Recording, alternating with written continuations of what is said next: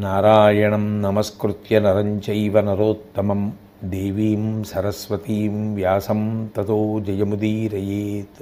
అటు భీష్ముడికి అంత గొప్ప గౌరవాన్ని కల్పించాడు, మళ్ళీ అర్జునుడి చేత అంత గొప్ప యుద్ధాన్ని చేయించినటువంటి కృష్ణ పరమాత్మ నిజంగా అనితర సాధ్యమైనటువంటి రీతిలో కథ నడిపినటువంటి భగవంతుడు. ఆయనకి రెండు చేతులు కైమోడ్చి నమస్కరిద్దాం. ఇక 4వ రోజు యుద్ధం ప్రారంభమైంది. ఇవాళ చాలా కీలకమైనటువంటి రీతిలో యుద్ధం చెయ్యాలి, గెలుపుని స్వాధీనం చేసుకునే ప్రయత్నం చెయ్యాలని చెప్పి కౌరవులు పాండవులు కూడా ముమ్మరమైనటువంటి రీతిలో సకల ప్రయత్నములను ఒడ్డి యుద్ధమును ప్రారంభం చేశారు. అటువంటి యుద్ధం ప్రారంభమైతే భీముడు ఆ రోజున వీర విజృంభణంతో ఉన్నాడు. ఆ భీముడి యొక్క విజృంభణాన్ని అరికట్టడం కోసమని వెంటనే ఆ దుర్యోధనుడు మగధరాజుని పిలిచి, మీరు అనేకమైనటువంటి ఏనుగులతో గజబలంతో కలిసి ఆ భీముడి మీద యుద్ధానికి వెళ్ళమన్నాడు. ఆ భీముడి మీద యుద్ధానికి వచ్చినటువంటి మగధరాజు అనేకమైనటువంటి గజములను తీసుకుని వస్తే అభిమన్యుడు తన హస్త లాఘవాన్ని ప్రదర్శించి బాణ పరంపర ప్రయోగించి మగధరాజు మరణించేటట్టుగా చేశాడు. వెంటనే ఆ మగధరాజు మరణించగానే భీముడు భయంకరంగా మారిపోయి దుర్యోధనుడి యొక్క తమ్ముళ్ళని చాలామందిని చంపేశాడు. ఎప్పుడైతే తన తమ్ముళ్ళు ఇంతమంది చనిపోయారు, మగధరాజు కూడా చనిపోయాడు, గజబలాన్నంతటినీ కూడా లెక్క చెయ్యకుండా ఇంత గొప్ప యుద్ధం చేస్తున్నారు అని తెలుసుకున్నారో, ఆ దుర్యోధనుడు వెంటనే భీముడిని నిగ్రహించడం కోసం అని చెప్పి బయలుదేరి వచ్చాడు. ఇద్దరి మధ్య యుద్ధం జరుగుతోంది. ఆ ఆగ్రహం అంతా కళ్ళల్లోంచి నిప్పులు రాలుతున్నాయా అన్నట్టుగా ఉన్నటువంటి దుర్యోధనుడు భీముని మీద బాణములు ప్రయోగించాడు. ఆ దుర్యోధనుడు ప్రయోగించినటువంటి ఒక బాణం భీముడి యొక్క వక్షస్థలంలో దిగబడినటువంటి కారణం చేత భీముడు యుద్ధభూమి యందు మూర్ఛపోయాడు. భీముడు సేద తీరి లేచి యుద్ధాన్ని ప్రారంభించే లోపు శత్రు సైన్యం కమ్ముకోకుండా వెంటనే భీముని కుమారుడైనటువంటి ఘటోత్కచుడు తన యొక్క రాక్షస సైన్యంతో కలిసి వచ్చాడు. వచ్చి భీముణ్ణి ఆదుకుని ఆయనకి సహకరించి దుర్యోధనుడి యొక్క సైన్యాన్ని మట్టుపెట్టడం ప్రారంభించాడు. మాయా విద్యలు ప్రదర్శిస్తూ ఆ రోజున ఘటోత్కచుడు చేసినటువంటి యుద్ధం అనితర సాధ్యమైనటువంటి యుద్ధం. ఘటోత్కచుడిని నిగ్రహించడానికి భీష్ముడే బయలుదేరి రావలసి వచ్చింది. అంత గొప్పగా యుద్ధం జరుగుతోంది. ఆ జరుగుతున్నటువంటి సమయంలో ఆ శల్యుణ్ణి కూడా ఆ అభిమన్యుడు, దృష్టద్యుమ్నుడు, ఉపపాండవులు ఇటువంటి వాళ్ళందరూ కలిసి వచ్చి నొప్పించారు. ఆ తర్వాత భీముడు లేచి వచ్చి శల్యుడితో యుద్ధం చేసి ఆ శల్యుడు ఇక భీముడితో యుద్ధం చెయ్యలేనటువంటి స్థితి ఏర్పడేటట్టుగా చేశాడు. ఆ చేతిలో గదాదండాన్ని పట్టుకుని రథంలో నిలబడి చేసినా అంత గొప్పగా చేస్తాడు, భూమి మీద నిలబడి చేసినా అంత గొప్పగా చేస్తాడు యుద్ధం భీముడు. ఆ భీముడు ఆ వచ్చినటువంటి గజబలాన్నంతటినీ కూడా అంత గొప్పగా వ్రక్కలు చేసేస్తూ యుద్ధం చేస్తుంటే కౌరవ సైన్యం అంతా కూడా వెనక్కి తిరిగి పారిపోవడం మొదలుపెట్టింది. ఆ తర్వాత దుర్యోధనుడు భీముడిని నిగ్రహించమని కొందరు సేనాపతుల్ని పంపించాడు. వాళ్ళందరినీ కూడా భీముడు ఆ వచ్చినటువంటి వారిని సంహరించాడు. ఉగ్రుడనేటటువంటి వాణ్ణి, భీముడనేటటువంటి వాణ్ణి, భీమరథుడు అనేటటువంటి వాణ్ణి, భీమబాహుణ్ణి, సుషేణుణ్ణి, సులోచనుణ్ణి తన బాణాలతో భీముడు చంపేశాడు. ఆ తర్వాత భగదత్తుడు భయంకరమైనటువంటి మదగజాన్ని అధిరోహించి యుద్ధానికి వచ్చాడు. వస్తే ఆ వచ్చినటువంటి ఆ భగదత్తుడి యొక్క మద గజాన్ని అభిమన్య ప్రభృతులందరూ కూడా బాగా డస్సిపోయేటట్టు, అది ఖేదపడేటట్టు ప్రవర్తించి ఆ భగదత్తుడు ఎక్కి వచ్చినటువంటి ఏనుగుని హింసించారు. ఆ ఏనుగు బాగా గాయపడి నెత్తురు కారుతుండగా విజృంభించి సైన్యంలో తిరుగుతుంటే ఎక్కడికక్కడ ఎక్కడి వారక్కడ భగదత్తుడు ఏనుగు చేత తొక్కబడతామేమోనన్న భయంతో చల్లాచెదురైపోవడం మొదలుపెట్టారు. అంత భయంకరంగా సంకుల సమరం జరుగుతోంది. ఆ భీముడిపై బాణాలు వేసి పక్కకి ఒరిగిపోయేటట్టుగా దుర్యోధనుడు ఇత పూర్వం ప్రవర్తించినటువంటి కారణం చేత వచ్చినటువంటి ఘటోత్కచుడు తండ్రి బడలిపోయాడు అనేటటువంటి బాధతో ఆ తండ్రి అయినటువంటి భీముడి మీద దుర్యోధనుడు బాణప్రయోగం చేశాడనేటటువంటి రోషంతో తనతో వచ్చినటువంటి రాక్షసులతో కలిసి మాయాయుద్ధ ప్రదర్శనం చేస్తే ఆ మాయాయుద్ధంలో ఆ రోజున అసంఖ్యాకంగా ఎందరో పడిపోయారు. అందరూ ఆ రోజు యుద్ధంలో 4వ రోజు యుద్ధంలో చాలా గొప్పగా చెప్పుకున్న యుద్ధం ఘటోత్కచుడి యొక్క యుద్ధం. ఎవరి నోట విన్న ఘటోత్కచుడి యొక్క పరాక్రమం గురించినటువంటి ప్రశంసలే. ఇది మాట్లాడుతున్నప్పుడు సంజయుడితో ధృతరాష్ట్రుడు అన్నాడు, చెప్తున్నాడు కదా, మరి సంజయుడు ధృతరాష్ట్రుడికి చెప్తున్నాడు వ్యాసుడిచ్చిన వరం చేత యుద్ధభూమిలో ఏం జరిగింది అన్న దాన్ని చూసి చెప్తుంటే ధృతరాష్ట్రుడు అన్నాడు, నువ్వు ఎప్పుడు చెప్పినా పాండవులు గెలుస్తున్నారని చెప్తావు, మన వైపు ఉన్నటువంటి సైన్యం అంతా ఓడిపోతోందని చెప్తావు. ఎందువల్ల మన సైన్యం ఓడిపోతోంది, ఎందువల్ల పాండవుల సైన్యం గెలుస్తోంది, అసలు దీనికి కారణం ఏమిటి? మన వైపు భీష్ముడున్నాడు, ద్రోణుడున్నాడు, కృపుడున్నాడు, శల్యుడున్నాడు, ఇంతమంది వీరులు ఉండగా మన సైన్యం పాండవ సైన్యంతో తగిన రీతిలో ఢీకొనలేకపోవడానికి కారణం ఏమిటి? ఏ సందర్భంలో ఏ సమయంలో ఏ వీరుడు విజృంభించాలో అటువంటి విజృంభణం పాండవుల వైపు నుంచి ఉండడం ఏమిటి? తత్కారణం చేత యువతల వీరులు మడిసిపోవడం ఏమిటి? దీనికి కారణం ఏమిటో నాకు చెప్పవలసింది అని అడిగాడు. అడిగితే సంజయుడు మాట్లాడుతూ, నేను చెప్పడం కాదు, 4వ నాటి యుద్ధం ముగిసిపోయిన తరువాత రాత్రి వేళ భీష్ముడి దగ్గరికి నీ కుమారుడైనటువంటి దుర్యోధనుడు వెళ్ళి నువ్విప్పుడు ఏ ప్రశ్న వేశావో అదే ప్రశ్న వేశాడు.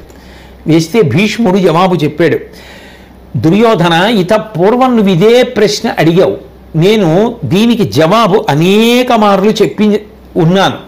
ఎందుచేత అంటే శ్రీకృష్ణ పరమాత్మ అవతల వైపు ఉండగా వారు సాధించలేనిది ఏదీ ఉండదు. సాక్షాత్ పరమాత్మ యొక్క పరిపూర్ణావతారమే శ్రీకృష్ణావతారం. భగవంతుడే అటువైపు ఉన్నాడు. భగవంతుడు ఎవరి వైపు ఉన్నాడో వారికి విపత్తు కలిగేటటువంటి, ఆపద కలిగేటటువంటి, నష్టం కలిగేటటువంటి అవకాశం ఉండదు. భగవంతుడు అన్నీ తానై కాపాడతాడు. భగవంతుడే పాండవ పక్షాన నిలిచి ఉండగా మనకి విజయం రమ్మంటే ఎక్కడి నుంచి వస్తుంది? ఏ సమయానికి ఏ సందర్భానికి ఎట్లా బుద్ధి ప్రచోదనం కలగాలో, ఎవరు వచ్చి ఆదుకోవాలో, ఎవరు విజృంభించాలో వాళ్ళు ఆ సమయానికి అలా చేసేటట్టు, వాళ్ళు యుద్ధంలో రక్షింపబడేటట్టు పైన ఉండి సమస్తము నిర్వహిస్తున్నటువంటి వాడు భగవంతుడైన శ్రీకృష్ణ పరమాత్మ. ఆయన అనుగ్రహ వీక్షణములు పాండవుల వైపు ఉండగా నువ్వు గెలవలేవు అని అనేక మార్లు చెప్పాను. ఈ సందర్భంలో నీకు మళ్ళీ ఒక రహస్యాన్ని చెప్తాను, జాగ్రత్తగా విను. పూర్వం కూడా నీకు చెప్పాను ఈ విషయం, నువ్వు మరిచిపోయావేమో, విను అంటూ చెప్పడం మొదలుపెట్టాడు. ఒకానొక నాడు మానస సరోవరానికి ఉత్తర తీరంలో ఒక పెద్ద కొండ శిఖరం మీద చతుర్ముఖ బ్రహ్మగారు సభని నిర్వహిస్తున్నాడు. ఆ సభని నిర్వహిస్తున్నటువంటి సమయంలో మణిగణోజ్వలమైన విమానమొకటి అంబరంబునగంచి సర్వాత్ముడందు సన్నిహితుడగుటిరిగి హర్షంబు సంభ్రమంబు తలకొన లేచి నమస్కరించి, మణులతో ప్రకాశిస్తున్నటువంటి దివ్యమైనటువంటి ఒక విమానం ఒకటి ఆ పర్వత శిఖరానికి ఎదురుగుండా వచ్చి నిలబడింది. అందులో సాక్షాత్ పరమాత్మ అధివసించి ఉన్నారు. సభ చేస్తూ అధ్యక్షంలో ఉన్నటువంటి ఆ చతుర్ముఖ బ్రహ్మగారు లేచి నిలబడి ఆ విమానంలో ఉన్నటువంటి పరమాత్మకి నమస్కారం చేశారు. చేసి సృష్టి, స్థితి, లయ అనేటటువంటి మూడిటిని నిరంతరం నిర్వహిస్తూ ఈ సమస్త బ్రహ్మాండములతో ఒక క్రీడ సలపడం చేసేటటువంటి వాడా పరమాత్మ, ఋషుల చేత ఆరాధింపబడేటటువంటి వాడా, శుభకరమైనటువంటి గుణములతో ప్రకాశించేటటువంటి వాడా, అదే సమయంలో ఏ గుణములు లేనటువంటి వాడా, దుఃఖాలని భయాలని పోగొట్టగలిగినటువంటి పాదపద్మములు కలిగినటువంటి వాడా, శుభము కలగజేసేటటువంటి ఆకారం ఉన్నవాడా, నీ యొక్క శుభాకారత వీక్షింప కన్నులకు ఎంత పుణ్యం ఉండాలి. అటువంటి మహానుభావ నారాయణ, నీకేగడు గారవమున పుట్టి ఈ జగములన్నింటిన్ సరమతిన్ కావించితి, నీ రక్షణ వీనికెల్ల నిలుపై ఉండన్. ఓ నారాయణ, నీకు పుత్రుడని జన్మించి నేను నీ ఆజ్ఞ మేరకు ఈ లోకములనన్నిటినీ కూడా సృజించాను. ఈ లోకములన్నీ నిలబడి ఉండడం, ఈ లోకములన్నీ రక్షింపబడడం, ఈ లోకములన్నీ వృద్ధిలోకి రావడం, ఈ లోకముల యందు ధర్మానుష్ఠానం జరగడం నీ యొక్క రక్షణ మీద ఆధారపడి ఉంటుంది. కానీ ఈ సమయంలో భూలోకంలో రాక్షసులు అనేకమైనటువంటి దుష్కృత్యములను ఆచరిస్తున్నారు. ఆ రాక్షసులు ఆచరించేటటువంటి దుష్కృత్యముల వలన ఆ ధర్మమంతా కూడా నశించిపోతోంది. కాబట్టి ఓ పరమాత్మ, నువ్వు యదువంశంలో జన్మించు. నరసకుడా, నీవు సకుడును నరలోకమునంజనించి నానా దైత్యేశ్వరుల దశ పీడ విడుపుము ధరణీభారంబువాయ తాత్పర్యమునన్. నీ స్నేహితుడైనటువంటి నరుడు నారాయణ, నువ్వు మీ ఇద్దరూ కలిసి జన్మించి మీ అంశలతో అవతారములను స్వీకరించి భూలోకంలో అధర్మంతో ప్రవర్తిస్తున్నటువంటి రాక్షసుల యొక్క అంశలలో వచ్చినటువంటి వారందరి పీచమణిచి ఆ లోకమును ఉద్ధరించవలసినది అని ప్రార్థన చేశాడు. ప్రార్థన చేసి ఇద్దరూ కలిసి ఈ లోకమును కాపాడండి అంటే, తప్పకుండా అట్లాగే కాపాడతానని, అవతార స్వీకారం చేస్తానని పరమాత్మ మాట ఇచ్చి విమానంలో వెళ్ళిపోయారు. అప్పుడు బ్రహ్మగారు మాట్లాడుతూ సభలోని వారిని ఉద్దేశించి, పరమమునుల ఆది పురుషులు నరనారాయణులు వీరు నాకు ఆరాధ్యుల్ నరహితముగా ప్రార్థించితి ధరపుట్టుండనుచుదాని తలకొనిరిదయన్. నేను ఆ నరుడు నారాయణుడు అనేటటువంటి ఆదిముని స్వరూపములైనటువంటి వారిని ప్రార్థన చేశాను. వాళ్ళు ఎప్పుడెప్పుడు ధర్మమునకు ఇబ్బంది కలుగుతుందో అప్పుడప్పుడు అవతార స్వీకారం చేసి ధర్మపక్షాన నిలబడి అధర్మపక్షాన్ని అణిచేస్తూ ఉంటారు. ఇవాళ నేను వాళ్ళని భూలోకంలో వాళ్ళ అంశలతో అవతార స్వీకారం చేసి రావలసిందిగా ప్రార్థన చేశాను. వాళ్ళు అంగీకరించారు అని తన సంతోషాన్నంతటినీ కూడా సభలో ప్రకటనం చేశాడు. ఆ నరనారాయణులే నరుడు అర్జునుడుగా, నారాయణుడు శ్రీకృష్ణుడిగా అవతరించారు. బ్రహ్మదేవుడు తదనంతరం సభ పూర్తయిపోయి సత్యలోకానికి వెళ్ళిపోయాడు. ఈ కథ ఒకప్పుడు నారద మహర్షి, పరశురాముడు, వేదవ్యాసుడు చెప్పగా, ఓ దుర్యోధన, నేను విన్నాను. ఆ నరనారాయణుల యొక్క అంశతో జన్మించినటువంటి అర్జునుడితోటి కృష్ణుడితోటి శత్రుత్వం పెట్టుకుని గెలుద్దామంటే ఎలా గెలుస్తావు? వాళ్ళిద్దరూ ఎక్కడున్నారో అక్కడ సమస్తమైనటువంటి శుభములు చేకూరుతాయి. వాళ్ళతో స్నేహం చేస్తే నీకు శుభము కలుగుతుంది. నువ్వు నా మాట వినవు, వాళ్ళ మీద శత్రుత్వం పెట్టుకుంటావు, వాళ్ళతో యుద్ధం చేస్తావు, గెలుపు రావాలంటావు. ఎలా వస్తుంది? వాళ్ళిద్దరూ భగవంతుని యొక్క అవతారములు, నరనారాయణులు అనేటటువంటి ఆదిమునులు. వారు ఉన్న చోట ధర్మం గెలిచి తీరుతుంది. కాబట్టి ఏ సందర్భమునందు ఎటువంటిది రావాలో, ఏది అనుగ్రహింపబడాలో, ఎటువంటి బుద్ధి ప్రచోదనం కలగాలో, ఎవరు జోక్యం చేసుకోవాలో, ఏ మలుపు తిరగాలో అది వెనక నుండి వారు నిర్వహిస్తున్నారు. నిర్వహిస్తున్నప్పుడు వీళ్ళందరూ ఆటబొమ్మలాడినట్టు ఆడుతున్నారు. అందుకని ఏ సమయంలో ఏ ప్రజ్ఞ కలగాలో ఆ ప్రజ్ఞ అక్కడ కలుగుతోంది. వాళ్ళు విజయాన్ని పొందుతున్నారు. బాహ్యంలో పైకి 11 అక్షౌహిణీలు ఉంటే మాత్రం, ఎంతమంది వీరులు ఉంటే మాత్రం, సాక్షాత్తు భగవంతుడి యొక్క అనుగ్రహమే నీకు లేనినాడు విజయం తటస్థించమంటే ఎలా సంభవం అని చెప్పాడు. కాబట్టి ఓ ధృతరాష్ట్ర మహారాజా, నీవడిగినటువంటి ప్రశ్నకి సమాధానం నీ కొడుక్కి భీష్ముడు చెప్పినటువంటి సమాధానమే అని సంజయుడు ధృతరాష్ట్రుడితో చెప్పాడు. ఆ తర్వాత 5వ రోజు యుద్ధం ప్రారంభమైంది. భీష్ముడు మకర వ్యూహాన్ని పన్నాడు, పాండవులు శ్వేన వ్యూహాన్ని పన్నారు. ఇద్దరూ కూడా మళ్ళీ సంకుల సమరాన్ని ప్రారంభం చేశారు. అర్జునుడు విజృంభించి కౌరవ సైన్యాన్ని మట్టుపెడుతున్నాడు. ఈసారి భీష్ముడిని విడిచిపెట్టి దుర్యోధనుడు ద్రోణాచార్యుల వారి దగ్గరికి వెళ్ళాడు. తాతగారినంటే ఏం, గురువుగారినంటే రెండూ పెద్దలను అంటమే కదా, అనకూడని మాటలే కదా, వాళ్ళని నిందించడమే కదా, వాళ్ళని తక్కువ చేయడమే కదా, వాళ్ళని అవమానించడమే కదా. అవి కట్టి కుడుపుతాయి తప్ప అవి వృద్ధిలోకి రావడానికి కారణాలు మాత్రం కావు కదా. ఆ దుర్యోధనుడు ద్రోణాచార్యుల వారి దగ్గరికి వెళ్ళి అన్నాడు, పట్టి పాలార్చెదరు మీరు పాండుసుతుల, నీవు భీష్ముండు అలిగిన దేవతలకునైన మర్కొనవచ్చుని, సేన నరుడు నొంపగా నిట్టులో పరికింపతగుని. మీరు ఓ ద్రోణాచార్య, భీష్మాచార్యుల వారు కలిసి ఉపేక్షతో అలా యుద్ధాన్ని చూస్తున్నారు. నిజంగా మీరు తలుచుకుంటే భీష్మాచార్యుల వారు తలుచుకుంటే. మీరిద్దరూ తలుచుకున్నా, ఒక్కరు తలుచుకున్నా దేవతలు కూడా యుద్ధంలో మిమ్మల్ని గెలవలేరు. అటువంటిది పాండవులు అలా విజృంభించగలుగుతున్నారు, అర్జునుడు అలా విజృంభించగలుగుతున్నాడు, మన సైన్యాన్ని అలా మట్టు పెట్టగలుగుతున్నాడు అంటే మీ ఉపేక్ష చేత కాదా? మీరు చూస్తూ ఊరుకోవడం వల్ల కాదా? నిజంగా మీరే పూనుకుని యుద్ధాన్ని నిర్వహిస్తే పాండవులకు సాధ్యమా? ఇంత గొప్పగా మన సైన్యాన్ని అంతటినీ కూడా నిగ్రహించగలరా? కాబట్టి మీరు తగిన రీతిలో యుద్ధం చేయడం లేదు అన్నాడు. అంటే ఏదో ఉద్యోగానికి నియామకం చేసుకుని మీరు సరిగా ఉద్యోగం చేయట్లేదని యజమాని మందలించినట్టు గురువు గారిని తాతగారిని మందలించి మాట్లాడడం, అటువంటి మహాపురుషులతో మాట్లాడడం అంటే ఎంత గర్విష్టో, ఎంత మదించి ఉన్నవాడో అర్థమవుతుంది.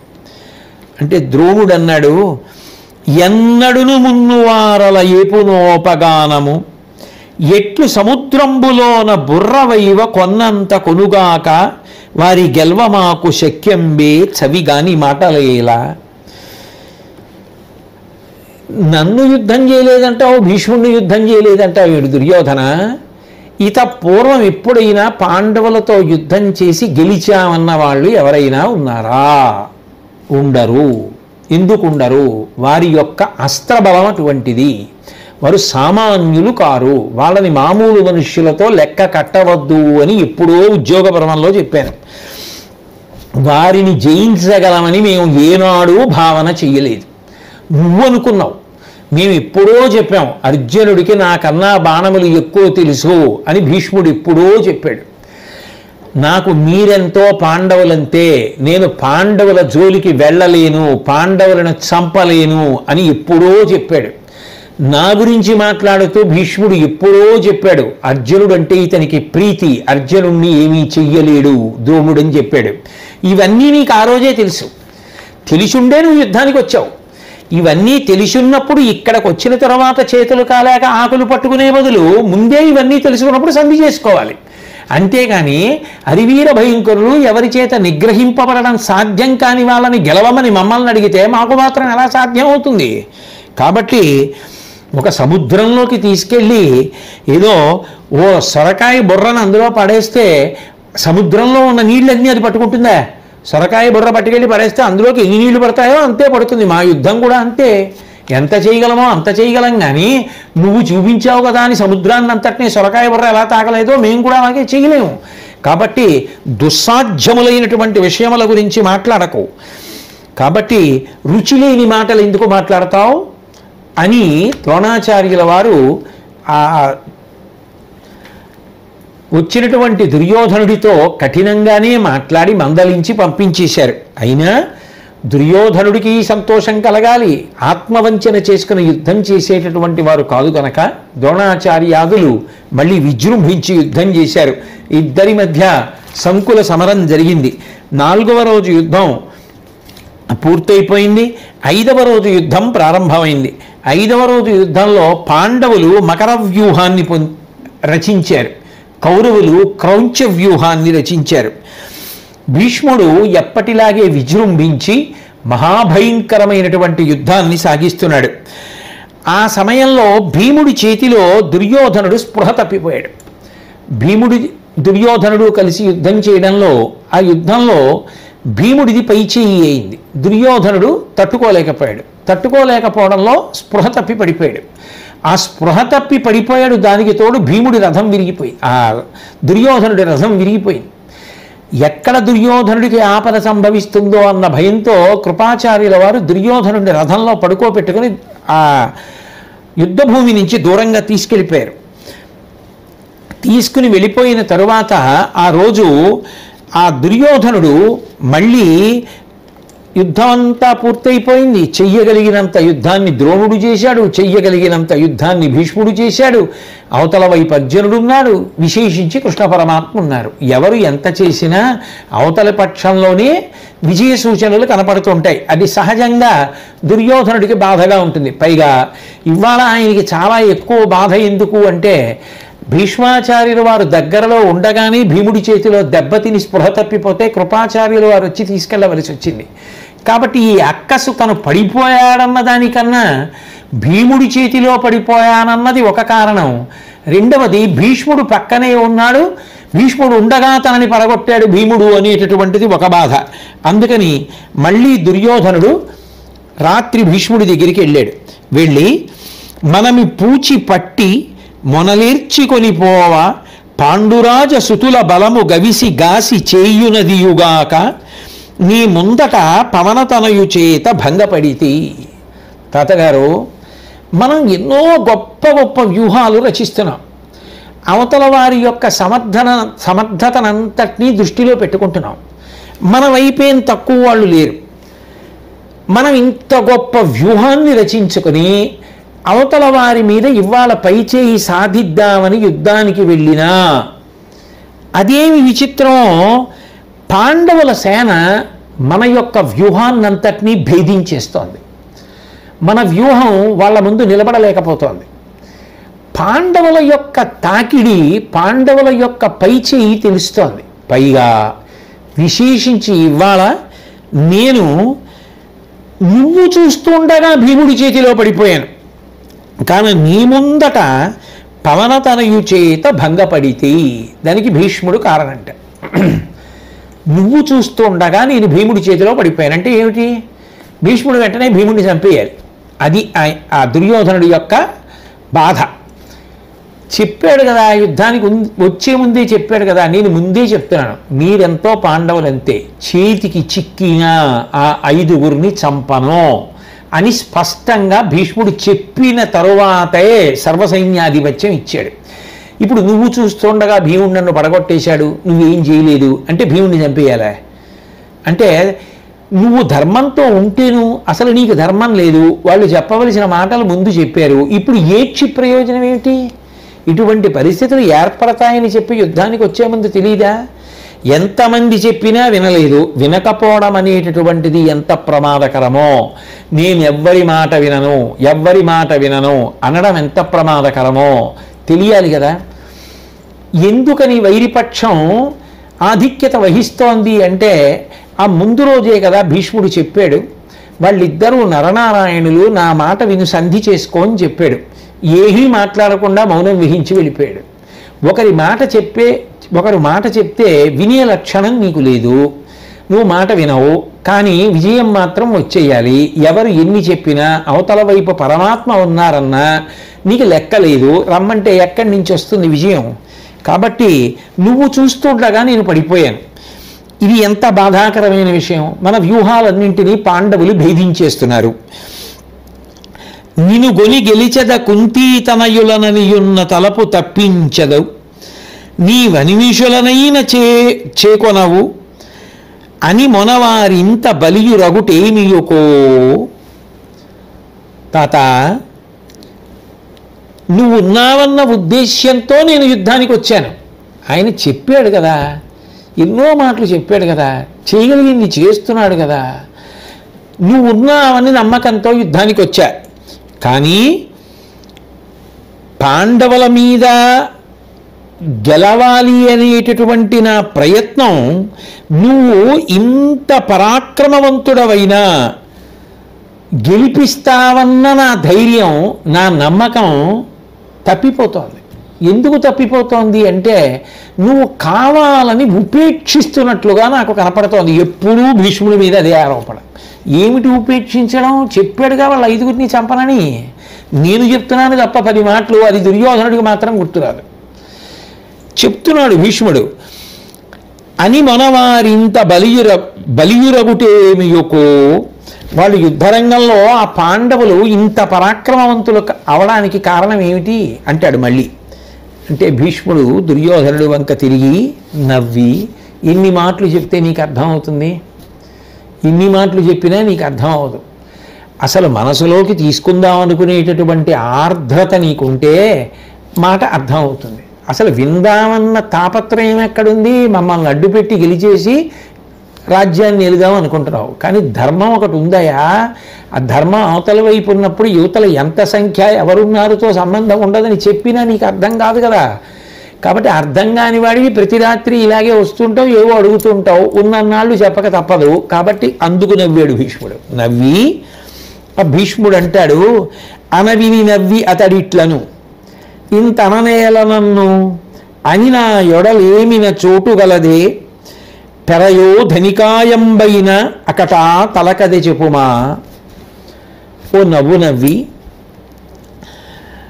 ఇంతననేల నన్ను, ఇన్ని మాటలు అస్తమానం నన్ను అండం ఎందుకు ఓ దుర్యోధన, అని నా యొడలోమిన చోటు గలదే, అని యుద్ధంలో యొడలోమిన చోటు కలదే. ఎప్పుడైనా నేను ఒళ్ళు దాచుకున్నానా? నా పరాక్రమాన్ని తగ్గించుకుని చెయ్యవలసిన చోట చెయ్యకుండా ఉన్న సందర్భం ఉందా? భీముణ్ణి చంపలేదు, ధర్మరాజుని చంపలేదు, అవి వదిలేయి, నేను ముందే చెప్పా పాండవుల జోలికి వెళ్ళాలని. అయినప్పటికీ అర్జునుడు ఎప్పుడెప్పుడు కౌరవ సైన్యాన్ని తుత్తునియలు చేసే ప్రయత్నం చేసినా అప్పుడప్పుడు అర్జునుడిని ఆపి సైన్యాన్ని రక్షిస్తున్నాను, మిగిలిన వాళ్ళనందరినీ సంహరిస్తున్నాను, ఇచ్చిన మాట నిలబెట్టుకుంటున్నాను. నేనేమైనా ఒళ్ళు దాచుకున్నానా?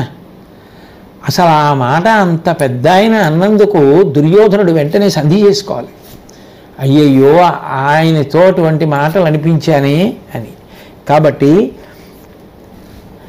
అని నా ఎడలోమిన చోటు కలదే పెరయో ధనికాయంబైన అకట తలకది చెప్పుమా. మహావీరుల గుంపులు వస్తే మాత్రం నా ఎదుట నిలబడగలుగుతున్నారా? నిలబడలేక చెల్లాచెదరైపోతున్నారు కదా. అంత గొప్ప యుద్ధం చేస్తున్నాను కదా, ఇంకా ప్రతిరోజు యుద్ధం అయిపోయిన తర్వాత రాత్రి వచ్చి నువ్వు దేవతల్ని చంపగలవు, 3 లోకాలని చంపగలవు, పాండవులు ఎందుకు ఇంకా బతికున్నారు, పాండవులు ఎందుకు గెలుస్తున్నారు, పాండవులకు ఎందుకు ఆనుకూల్యత లభిస్తోంది అంటే ఈ ప్రశ్నలకి జవాబులు ఎన్ని మాటలు చెప్పాను. నేను చెయ్యకూడని పని ఏమైనా చేస్తే నువ్వు అడగాలి నన్ను. ఎందుకు ఇన్ని మాటలు అస్తమానం వచ్చి నన్ను అడగడం? సరే, ఇక ఉన్నన్నాళ్ళు నువ్వు అడక్క తప్పదు, నీ చెప్పగా తప్పదు. నా కర్తవ్యత నిష్ట నాది. ఆఖరికి కృష్ణ పరమాత్మ అంతటి వాడు సుదర్శన చక్రాన్ని పట్టుకుని భీష్ముడి యొక్క ఔన్నత్యాన్ని స్థాపించడానికి ప్రయత్నించినా అర్థం కానటువంటి వాడు అడిగిన ప్రశ్నకి ఇంతకన్నా జవాబు చెప్పడం ఎవరికి మాత్రం సాధ్యం? అంత పెద్ద ఆయన అంత మాట అన్నాడే మహానుభావుడు.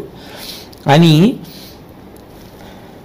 దుర్యోధన, నేను నీతో అనేక పర్యాయములు చెప్పాను, పాండవులు జయింపరాని వారు, పాండవులను జయించడం అంత తేలిక కాదు కాదు అని ఎన్నో మాటలు చెప్పాను. అయినప్పటికీ జయించాలనే ఉద్దేశ్యంతో ఒళ్ళు దాచుకోకుండా నేను పడగలిగినంత కష్టాన్ని పడుతున్నాను. తెలుసు, నాకు జయించలేనని తెలుసు. జయించలేనని తెలిసి ఎలాగో జయించమని మాత్రం యుద్ధం చేయట్లేదు. జయించాలన్న కృత నిశ్చయంతో ఎక్కడా ఒళ్ళు దాచుకోకుండా యుద్ధం చేస్తున్నాను. అట్లాగే యుద్ధం చేస్తాను, నువ్వు దుఃఖపడద్దు. నేనేదో ఉపేక్షిస్తున్నానని అనుకోవద్దు, వెళ్ళి నిద్రపో అన్నాడు. ఆ మాటలకి బహుశः నేను ఇలా అన్నాను కదూ, కాబట్టి తప్పకుండా భీష్ముడు మళ్ళీ అరివీర భయంకరుడై యుద్ధం చేస్తాడు. ఏమిటే ఆయనకి కావలసింది ఆ యుద్ధంలో ఒళ్ళు తెలియకుండా బహుశः పాండవులు 5గురిని మట్టుబెట్టేయాలి, భీష్ముడు తనకి రాజ్యం వచ్చేయాలి, అదే కదా కోరిక. భీష్ముడు ఒళ్ళు దాచుకోకుండా నేను యుద్ధం చేస్తానంటే నిద్ర పట్టకూడదు. తాతగారు యుద్ధం చేయడం ఏమిటి, మనం రాజ్యాలు వెళ్ళడం ఏమిటి? పెద్ద ఆయన, ఆయన్ని గౌరవించి అంతటి మహానుభావుడు, ఆయన చెప్పిన మాట విని బ్రతికితే గొప్ప. కానీ ఆయన యుద్ధం చేసి భూమిని ఇప్పిస్తే ఆయన మాట వినకుండా మనం రాజ్య పరిపాలన చేద్దామా? అసలు ఎంత లేఖీ ఆలోచన, ఎంత ఉండకూడని ఆలోచన. మహాభారతం ఎందుకు చదువుకోవడం, మహాభారతం ఎందుకు వినడం అంటే ఇటువంటి ఆలోచనలు రాకుండా మనిషి తనని తాను నిగ్రహించుకోవాలి. లేనినాడు ఎంతమంది చుట్టూ ఉన్నా అటువంటి మూర్ఖత్వం ఒక్కటి ఉంటే అందరూ కూడా అటువంటి వ్యక్తి వలన బాధ పొందుతారు. చిట్ట చివరికి అటువంటి మూర్ఖుడు ఉన్న స్థానాన్ని బట్టి చాలామంది ఒరిగిపోవలసి వస్తుంది కూడా. అందుకే ఆ శ్రీకృష్ణ పరమాత్మ యొక్క నిర్హేతుక కృపాకటాక్ష వీక్షణముల వలన అటువంటి మూర్ఖ బుద్ధి కలగకుండా పెద్దలు చెప్పిన మాట విని సంయమనంతో, ధార్మిక నిష్ఠతోటి, అందరి ఎడల ప్రేమ భావనతోటి, ప్రత్యేకించి పెద్దల ఎడల గౌరవంతో, వినయంతో బ్రతికేటటువంటి స్వభావము కల్పింపబడుగాక. దానికి శ్రీకృష్ణ పరమాత్మ అన్ని విధముల మనని అనుగ్రహించుగాక అని ఆయన పాదములు పట్టి నమస్కరించి ప్రార్థన చేస్తూ వాటికి సెలవు తీసుకుందాం. స్వస్తి.